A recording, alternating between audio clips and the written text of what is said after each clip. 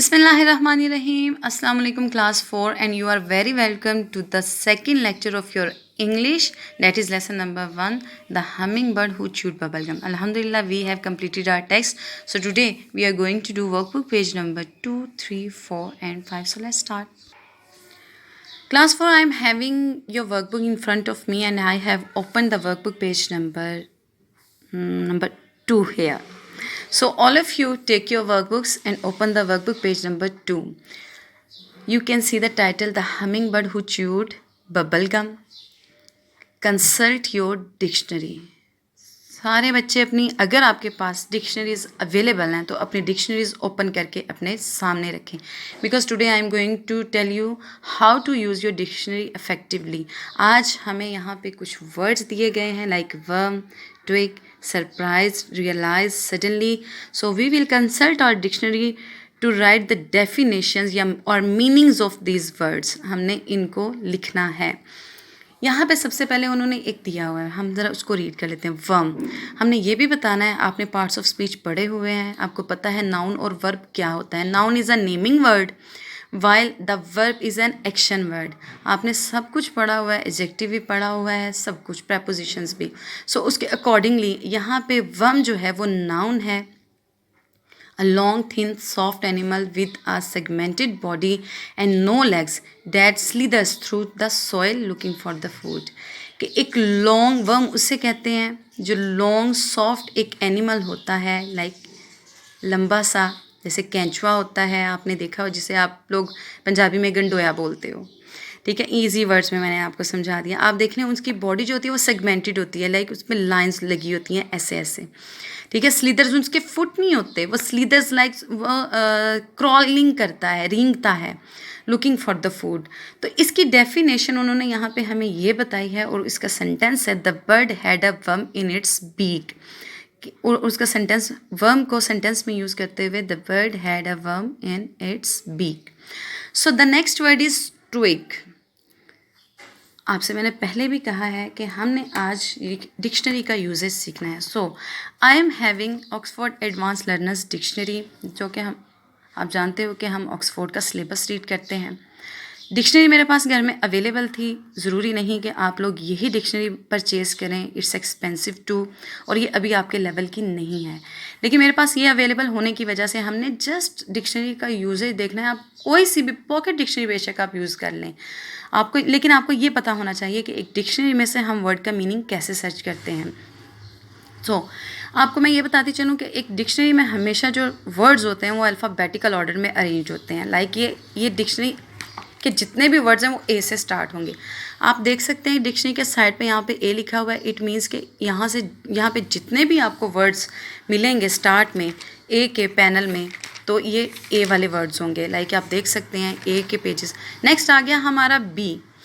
तो इसी तरह हमारा ये सारा ए टू जी अल्फ़ाबेटिकल ऑर्डर में ये अरेंज होता है. अब मैं आपको दूसरी बात बताऊँ. यहाँ पे हमने एक वर्ड रीड किया है ट्विग. तो ट्विग के नेक्स्ट हमने पहले टी का ओपन करेंगे, टी वाले पेजेस ओपन करेंगे. सो मैं डिक्शनरी में जब ओपन करूँगी यहाँ पे as,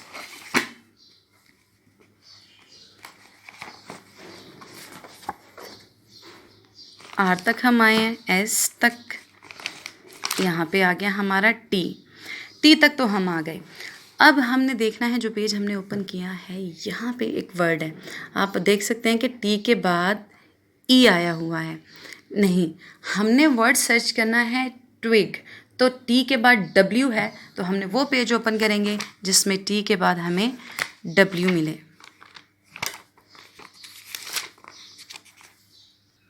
Now you can see students, I have opened the page where I have found W following T. तो यहाँ पे T के बाद W और I भी आ चुका है, जबकि हमारा वर्ड है ट्विग. तो मैंने इस पेज पे जब सर्च किया तो यहाँ पे मुझे ट्विग मिल गया. ट्विग क्या है? नाउन है. ये वर्ब के तौर पे भी इस्तेमाल होता है. A small very thin branch that grows out of a larger branch on a bush or tree. मैंने एक वर्ड आपको एग्जाम्पलरी इसको सर्च करके आपको बताया है कि आप अपने वर्ड्स को हमेशा डिक्शनरी में से इस तरह से सर्च किया करें. अब हम अपने लेसन की तरफ आते हैं. मैंने भी इसी डिक्शनरी में से सारे मीनिंग्स देख के लिखे हैं। अ small very thin branch.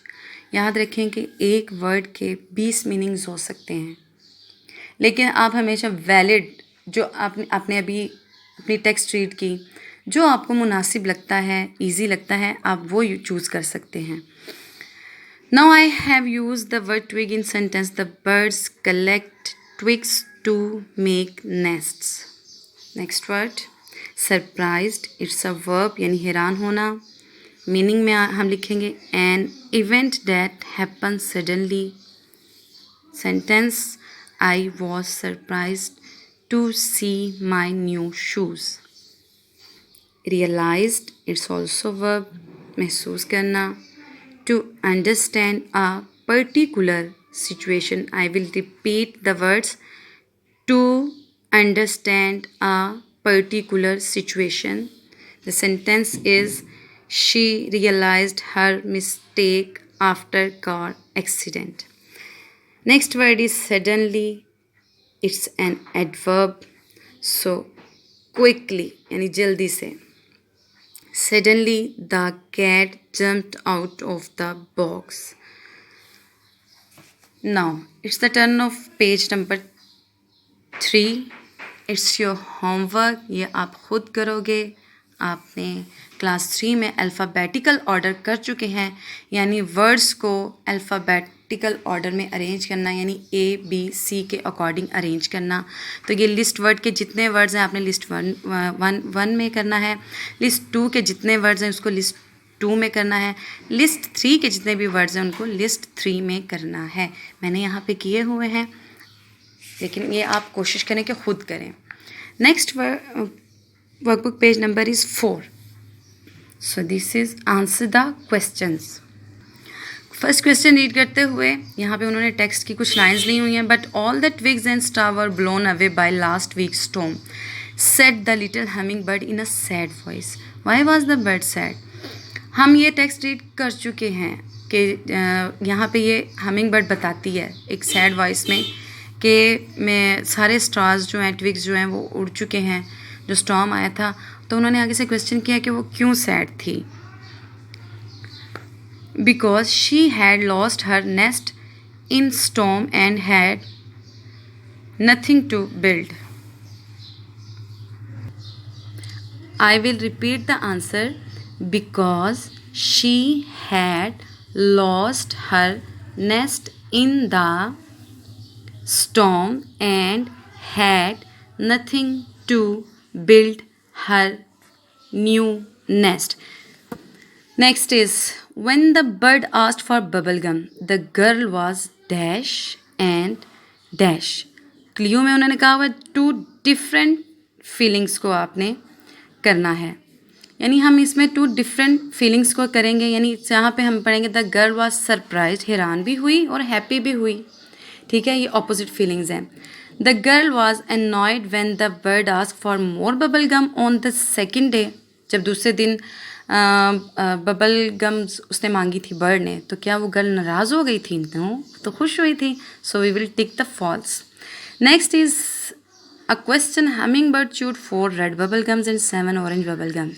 She also ate 8 blue bubble gums and 3 big bubble gums of white color. But she threw away red bubble gums. How many bubble gums the bird had altogether and how many are left now? सबसे पहले हमने इनको plus करना है। जितनी भी bubble gums हैं, आपने मैथ्स का क्वेश्चंस किए हुए हैं, आपने इनको प्लस करना है। फिर हमने यहाँ पे उन्होंने दिया हुआ है कि but she threw away red bubble gums, कि उसने रेड बबल गम्स को फेंक दिया था। ठीक है, हमने फिर इनको माइनस करना है उसमें से। सो ये देख सकते हैं 4 red bubble gums, 7 orange bubble gums, 8 blue bubble gums, 3 big bubble gums. तो इनको जब हमने प्लस किया तो 22 बबल गम्स हमारे पास आ गई। सो टोटल जो हमारी 22 बबल गम्स हैं, आपने उनको एक बॉक्स के एक साइड पे लिखना है और उसमें से आपने इन 3 बबल गम्स को यानी 4 बबल गम्स को हमने माइनस कर देना है। जैसे कि मैंने ये लिखा है, now students you will solve this question by your self. आप खुद इस क्वेश्चन को सॉल्व करेंगे, इसका आंसर लिखें. I want to check you.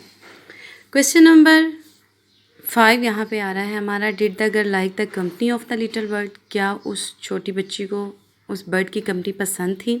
How can you tell. आप कैसे बता सकते हो. Give at least 2 examples to support your answer. हमने 2 एग्जाम्पल्स देनी है. हम सब जानते हैं कि वो गर्ल को उसकी कंपनी अच्छी लगती थी. सो हमारा इस क्वेश्चन का आंसर हो गया येस. और हमने जो रीजंस देनी है 2 रीजंस. पहली रीज़न है हमारी शी इंजॉयड हर सिंगिंग. हमने ये पढ़ा हुआ है कि वो उसकी सिंगिंग को इंजॉय करती थी. She like to help her. और वो इसकी मदद करती थी. उसने बहुत शौक से उसकी मदद भी की थी. ये तो आपको भी पता है, एक नहीं 2 दफ़ा. Okay, the next question is there was something unusual about the nest that the girl saw.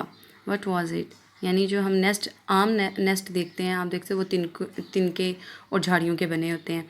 लेकिन जो गर्ल ने देखा था ओक ट्री में, वो ज़रा मामूल से हट के था. तो क्या था वो. The nest was made of red, blue and orange bubble gums. जो नेस्ट था वो किससे बना हुआ था. Red, blue and orange bubble gums. क्या हमारी रियल लाइफ में ये चीज़ें पॉसिबल हैं. No, this is not possible that a hummingbird can chew the bubble gum and it can make a nest from the bubble gums. लेकिन ये stories हैं, हमें मोरल लेसन देने के लिए उन्होंने ये दिखाई हैं कि देखें एक बच्ची ने किस तरह से एक बेघर हमिंग बर्ड की मदद की और उसका घर कैसे बनाया. So the next question is,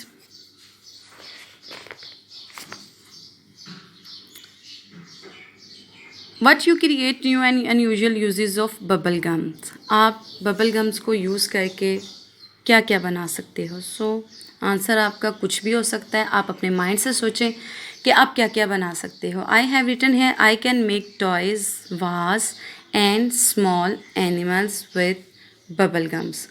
आप कुछ भी लिख सकते हो. एक बबल गम को च्यू करें, आप उससे क्या कुछ बना सकते हो. You can write here. कोई इशू नहीं है, कोई यहाँ पे रिस्ट्रिक्शन नहीं है. मुझे अच्छा लगेगा अगर आप क्रिएटिविटी लाएंगे इस चीज़ में.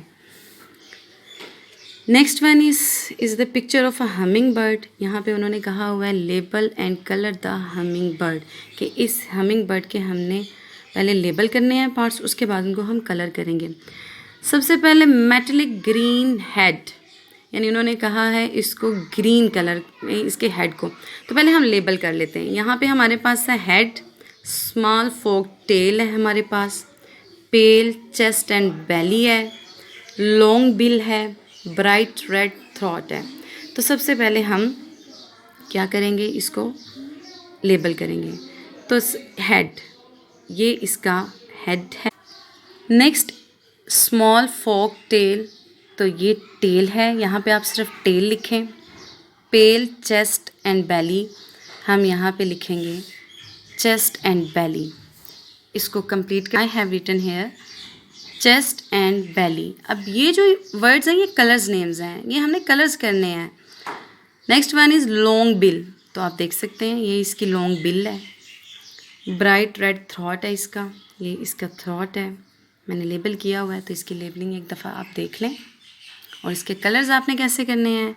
आप इसके हेड को ग्रीन करेंगे और इसकी जो चेस्ट एंड बेली ये पार्ट है इसको आप पेल यानी पीला करेंगे.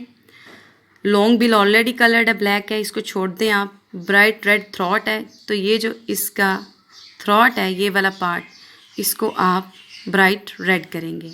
ठीक है, तो इस तरह से आपने इनको कलर्स करना है. So this was the end of our today's lecture. So stay happy. इसको अच्छे तरीके से याद करें. जहाँ रहें खुश रहें, आबाद रहें.